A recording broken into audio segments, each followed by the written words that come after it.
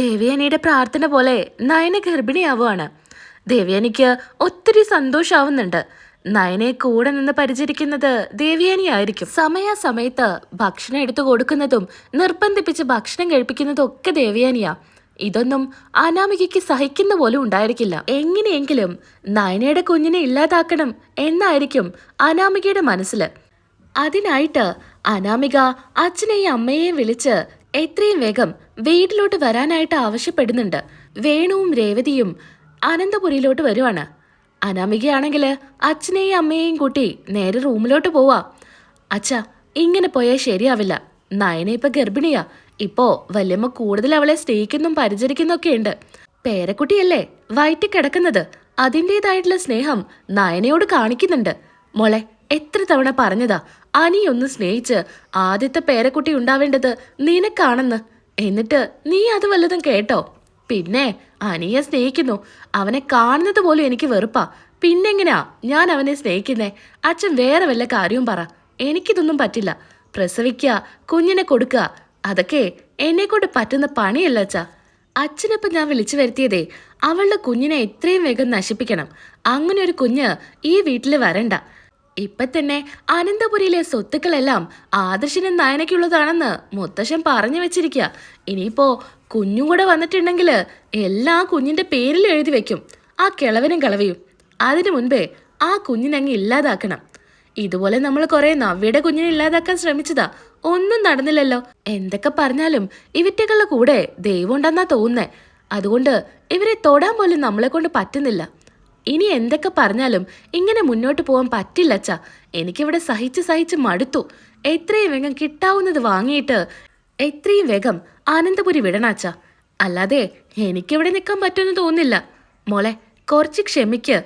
എടുത്തു ചാടി എന്തെങ്കിലും ചെയ്താലേ നമ്മളെ ഇവര് വെറുതെ വിടുന്നു തോന്നുന്നുണ്ടോ? കിട്ടേണ്ടത് കിട്ടൂല്ല. പിന്നെ അച്ഛൻ പറയേണ്ട ആവശ്യമില്ലല്ലോ. അച്ഛൻ്റെ കയ്യിൽ 10 രൂപ പോലും എടുക്കാനില്ല.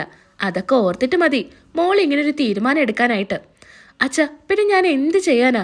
ഇതിനൊരു തീരുമാനം അച്ഛനമ്മയെ എടുത്ത് തന്നേ പറ്റൂ. മോൾക്കിപ്പോൾ എന്താ? ആ കുഞ്ഞിനെ ഇല്ലാതാക്കണം.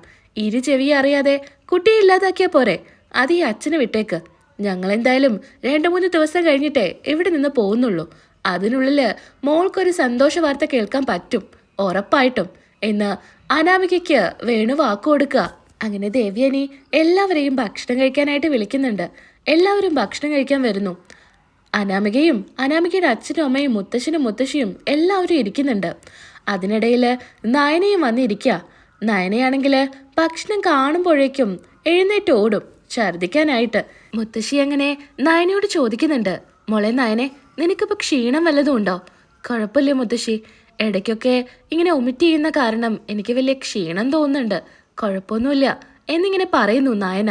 മോളെ, നല്ല വെള്ളം കുടിക്കണം. ഭക്ഷണം ഛർദ്ദിച്ചു പോകുന്നുണ്ടെന്ന് കരുതിയിട്ട് കഴിക്കാതെയൊന്നും ഇരിക്കരുത്. ഭക്ഷണവും കഴിക്കണം എന്നൊക്കെ മുത്തശ്ശി പറയുന്നുണ്ട്. ഒരുപാട് സന്തോഷത്തിലാണ് നയന ഇരിക്കുന്നത്. എന്നാ ഇതൊന്നും സഹിക്കാൻ പോലും പറ്റുന്നുണ്ടായിരിക്കില്ല വേണുവിനും രേവതിക്കും. ഭക്ഷണം വിളമ്പിക്കൊടുക്കുന്ന സമയത്ത് ഭക്ഷണത്തിന്റെ സ്മെല്ലടിച്ച് നയനയ്ക്ക് ഓക്കാനം വരുന്നുണ്ട്. ഓടിപ്പോയി ഛർദിക്കുക. ഇത് കാണുന്നതും അനാമിക പറയുന്നുണ്ട്, ഇവൾക്കൊരു മാനേഴ്സ് ഇല്ലല്ലോ. ഇവിടെ എല്ലാവരും ഭക്ഷണം കഴിക്കാൻ ഇരിക്കുമ്പോഴാണോ ഇവൾ എഴുന്നേറ്റ് ഛർദിക്കാനായിട്ട് പോകുന്നേ? അല്ലെങ്കിൽ മോളെ, ഇവൾക്കൊക്കെ എവിടുന്ന് മാനേഴ്സ് ഉണ്ടാവാനാ? അങ്ങനെയുള്ള കുടുംബത്തിൽ നിന്നല്ലേ ഇങ്ങോട്ട് കയറി വന്നിരിക്കുന്നത്. അപ്പൊ അത്രയൊക്കെ ഉണ്ടാവൂ എന്ന് രേവതി പറയുന്നുണ്ട്. ഇത് കേട്ട് നമ്മുടെ ദേവയാനിക്ക് ദേഷ്യം സഹിക്കാൻ പറ്റുന്നുണ്ടായിരിക്കില്ല. രേവതി വീണ്ടും നയനയെ കുറ്റപ്പെടുത്തുന്നത് കാണുമ്പോൾ ദേവയാനി പറയുന്നുണ്ട്, രേവതി, നയനയെ കുറ്റപ്പെടുത്തണ്ട. അവളുടെ അവസ്ഥ എന്താണെന്ന് നിനക്കറിയാലോ. നീയും ഒരെണ്ണത്തിനെ പ്രസവിച്ചതല്ലേ. ഈ സമയത്ത് ബുദ്ധിമുട്ടൊക്കെ നിനക്കും അറിയുന്നല്ലേ. ഇങ്ങനെയൊന്നും മോശമായിട്ട് സംസാരിക്കണ്ട. അനാമികയെ അച്ഛനും അമ്മയും പറഞ്ഞ് മനസ്സിലാക്കുന്നത് നല്ലതാ. നയനെ കുറ്റപ്പെടുത്താനാണെങ്കിലേ ഇവിടെ നിൽക്കണ്ട എന്നും പറഞ്ഞ് ദേവയാനി അവിടെ നിന്ന് പോവാ. നാണം കെട്ട് തല കുണിച്ച് രേവതിയും അതുപോലെ വേണുവും ഇരിക്കുന്നുണ്ട്. പിന്നീടായിട്ട് നയനോട് ചോദിക്കുന്നുണ്ട്, മോളെ എന്താ മോളെ, മോൾ എന്താ ഭക്ഷണം കഴിക്കാതെ എണീറ്റ് പോന്നേ? ഒമിറ്റ് ചെയ്തപ്പോൾ പിന്നെ എനിക്കൊന്നും വേണ്ടാന്ന് തോന്നി അമ്മേ, അതുകൊണ്ടാ. എനിക്കറിയാം അവർ സംസാരിക്കുന്നത് കേട്ടു അല്ലേ മോള് സങ്കടപ്പെടാതിരിക്കുക. അവൾക്ക് വിവരമില്ലാത്തതുകൊണ്ട് ഓരോന്ന് പറയുന്നതാ. മോളത് സീരിയസ് ആയിട്ടൊന്നും എടുക്കണ്ട. ഈ സമയത്ത് ഇതുപോലെ ഒമിറ്റിംഗ് ഒക്കെ ഉണ്ടാവും, അതൊക്കെ സാധാരണയാ. ആദർശിനെ ഞാൻ ഗർഭിണിയായിരിക്കുന്ന സമയത്ത് എനിക്ക് ഒരു തുള്ളി വെള്ളം പോലും കുടിക്കാൻ പറ്റിയിരുന്നില്ല. അപ്പം പോയി ഛർദ്ദിക്കുമായിരുന്നു. എന്നാലും എന്നെ നിർബന്ധിച്ച് ഇവിടുത്തെ അമ്മ കഴിപ്പിക്കുമായിരുന്നു. അതുപോലെ ഞാനും നിനക്ക് ഭക്ഷണം എടുത്തിട്ടാണ് വന്നിരിക്കുന്നത്. കുറച്ച് ഭക്ഷണമൊക്കെ കഴിക്കണം. കുറച്ചുള്ളിലോട്ട് പോയാൽ കുറച്ചങ്ങ് ഛർദ്ദിച്ചു പോയാലും കുഴപ്പമൊന്നുമില്ല. വയറ്റിലെ ഒരു കുഞ്ഞുവാവുള്ള കാര്യം മറക്കണ്ട മോളെ. പിന്നെ അതുപോലെ നാളെയല്ലേ സ്കാനിങ്? ആദ്യത്തെ സ്കാനിങ്ങാ. അതുകൊണ്ട് നമുക്ക് കുറച്ച് നേരത്തെ തന്നെ പോവാം. എനിക്ക് കുഞ്ഞിനെ കാണാൻ വല്ലാത്തൊരു ആകാംക്ഷയാ. എന്താ അമ്മേ, ഇനിയിപ്പോൾ കുഞ്ഞ് വരാൻ എത്രയുണ്ടെന്ന് അമ്മയ്ക്ക് അറിയോ? ഇങ്ങനെയാണെങ്കിൽ അമ്മയ്ക്ക് സഹിച്ചു നിൽക്കാൻ പറ്റില്ലല്ലോ. എൻ്റെ വലിയ ആഗ്രഹം എൻ്റെ ആദർശമോൻ്റെ ഒരു കുഞ്ഞിനെ എൻ്റെ ഈ കയ്യിൽ എടുത്ത് ലാളിക്കാനായിട്ട്. അതിപ്പോൾ നടക്കാനായിട്ട് പോവുമല്ലേ. അല്ലമ്മേ, ആദർശേട്ടനോട് നാളെ വരാൻ പറയണ്ടേ? അവന് തിരക്കാണെങ്കിൽ നമുക്ക് രണ്ടുപേർക്കും പോവാം. ഇനി തിരക്കില്ലെങ്കിൽ അവനെയും കൂട്ടി പോവാം എന്ന് ദേവയാനി പറയുന്നുണ്ട്. അങ്ങനെ ഭക്ഷണം വായിൽ വെച്ച് കൊടുക്കുകയാണ് ദേവയാനി. അമ്മേ, എനിക്ക് വേണ്ട, വിശപ്പില്ലാത്തോണ്ടാ, കുറച്ചെങ്കിലും കഴിക്കണം മോളെ. ദേവയാനി അങ്ങനെ നയനയ്ക്ക് വാരി കൊടുക്കുക. ഇത് കണ്ട് അനാമിക വരുന്നുണ്ട്. ഓ, തള്ളവൾക്ക് വാരി കൊടുക്കുക. ഇനിയിപ്പോൾ ഒക്കത്ത് വെച്ച് കൊടുക്കുമെന്നാവോ? എന്തൊക്കെ കാണണം. എന്തായിരുന്നു, നയനയെ കണ്ണെടുത്ത് കണ്ടുകൂടാത്ത ആളായിരുന്നു. ഇപ്പോ നയനെന്ന് വെച്ചാലേ ജീവനാ. ഹോ, ഇനിയിപ്പോൾ ഇവരെ തമ്മിൽ എങ്ങനെ പിരിക്കുക? അതിനു മുൻപേ ആ കുഞ്ഞിനെ അങ്ങ് ഇല്ലാതാക്കണം. അപ്പൊ പിന്നെ ഈ കൊഞ്ചിക്കലൊക്കെ ഒന്ന് തീർന്നോളും എന്നൊക്കെ അനാമിക ഇങ്ങനെ ചിന്തിക്കുന്നുണ്ട്. അങ്ങനെ ആദർശ് വരുന്ന സമയത്ത് നയന ചോദിക്കുന്നുണ്ട്, ആദർശേട്ടാ നാളെ സ്കാനിങ്ങാ, ആദർശേട്ടൻ കൂടെ വരുന്നില്ലേ? ആഹാ, ഞാനത് മറന്നിരിക്കുമായിരുന്നു. നീ ഓർമ്മിപ്പിച്ചെന്തായാലും നന്നായി. ഇപ്പോൾ ഓഫീസിൽ വലിയ തിരക്കാ. ഇപ്പം നീയും അങ്ങോട്ട് വരുന്നില്ലല്ലോ. അതുകൊണ്ടേ എനിക്ക് എല്ലാ കാര്യങ്ങളും നോക്കിയാ എത്തണ്ടേ. ഇപ്പോൾ ഞാനൊന്നും ഓർക്കേണ്ട ആവശ്യമില്ല. അമ്മ തന്നെ എല്ലാ കാര്യങ്ങളും ഓർത്ത് ഇങ്ങോട്ട് പറഞ്ഞോളും. അമ്മയെ പറഞ്ഞ് നാളെ സ്കാനിങ്ങിൻ്റെ ഡേറ്റാണ്, രാവിലെ കുറച്ച് നേരത്തെ ഹോസ്പിറ്റലിലോട്ട് പോകണമെന്ന്. അതാ എനിക്ക് സമാധാനം. നിന്റെ കാര്യങ്ങളെല്ലാം ഇപ്പം അമ്മ നല്ല പോലെ നോക്കുന്നുണ്ട്. അമ്മ നിന്നെ സ്വന്തം മോളെ പോലെയാ നോക്കുന്നേ. അതെ ആദർശേട്ടാ, എൻ്റെ അമ്മയൊക്കെ കൂടുതൽ ഇപ്പം എന്നെ നോക്കുന്നുണ്ട്. ആദർശേട്ടൻ്റെ അമ്മ. എനിക്ക് അമ്മയുടെ കൂടെ ഇരുന്നും സംസാരിച്ചും കൊതി തീരുന്നില്ല ആദർശേട്ടാ. നയനെ, നാളെ എനിക്ക് ഒരു അർജന്റ് മീറ്റിംഗ് ഉണ്ടായിരുന്നു. നേരത്തെ പോവാണെങ്കിൽ എനിക്ക് വരാൻ പറ്റുമെന്ന് തോന്നുന്നില്ല. ആദർശേട്ടന് തിരക്കാണെങ്കിൽ കുഴപ്പമില്ല, ഞാനും അമ്മയും കൂടെ ഹോസ്പിറ്റലിലോട്ട് പൊക്കോളാം.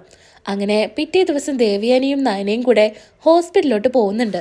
നയനയും ദേവയാനി ഇറങ്ങുന്ന സമയത്ത് അനാമികയെ രേവതി വന്ന് ചോദിക്കുന്നുണ്ട്, അല്ല, നയനയ്ക്ക് ഭർത്താവെന്ന് പറയുന്ന ഒരാളുണ്ടായിരുന്നല്ലോ. സ്കാനിങ്ങിനൊക്കെ പോകുമ്പോൾ ഭർത്താവിൻ്റെ കൂടെയല്ല പോവാ, ഇങ്ങനെ അമ്മായിമ്മയെ കൂട്ടി വിളിച്ചാണോ പോവാ? ഇത് കേട്ട് നയന മറുപടി കൊടുക്കുന്നുണ്ട്, ഞാനേ അമ്മായിമ്മയുടെ കൂടെ പോയാലും എൻ്റെ ഭർത്താവിൻ്റെ കൂടെ പോയാലും നിങ്ങൾക്ക് എന്താ പ്രശ്നം? ആദർശേട്ടന് കുറച്ച് തിരക്കുണ്ടായിരുന്നു, അതുകൊണ്ട് ഞാൻ അമ്മയുടെ കൂടെ പോകുന്നു. അതിനിപ്പോൾ എന്താ പ്രശ്നം? അല്ല, എല്ലാ കാര്യത്തിനും ആദർശാണല്ലോ കൂടെ ഉണ്ടായിരുന്നത്. ഇങ്ങനൊരു കാര്യം വന്നപ്പോൾ ആദർശ് കൂടെ ഇല്ലാത്തോണ്ട് ചോദിച്ചതാ. ഇനി ആദർശിന് എന്തെങ്കിലും സംശയമുണ്ടോ? ഇത് കേട്ട് ദേഷ്യത്തില് ദേവയാനി പറയുന്നുണ്ട്, മര്യാദയ്ക്ക് സംസാരിച്ചില്ലെങ്കിലേ രേവതിയുടെ വായിലെ പല്ലിന്റെ എണ്ണം കുറയും, മറക്കണ്ട. ഇതുപോലുള്ള സംസാരം നിർത്തിയില്ലെങ്കിലേ അടിച്ചിറക്കും ഞാൻ ഇവിടുന്ന് എന്നും പറഞ്ഞ് നയനയുടെ കൈയും പിടിച്ച് ദേവയാനി ഹോസ്പിറ്റലിലോട്ട് ചെല്ലുക. സ്കാനിങ് കഴിഞ്ഞ് ഡോക്ടർ വിളിപ്പിക്കുന്നുണ്ട്. ഡോക്ടർ ഒരു സന്തോഷ വാർത്തയാണ് പറയുന്നത്. ഇരട്ടി മധുരമാണെന്നാണ് ഡോക്ടർ പറയുന്നത്. നയനയ്ക്ക് ഇരട്ട കുട്ടികളാണെന്ന്. ഇത് കേൾക്കുന്നതും ദേവയാനിക്ക് സന്തോഷം സഹിക്കാൻ പറ്റുന്നുണ്ടായിരിക്കില്ല. അതുപോലെ തന്നെ നയനയ്ക്കും.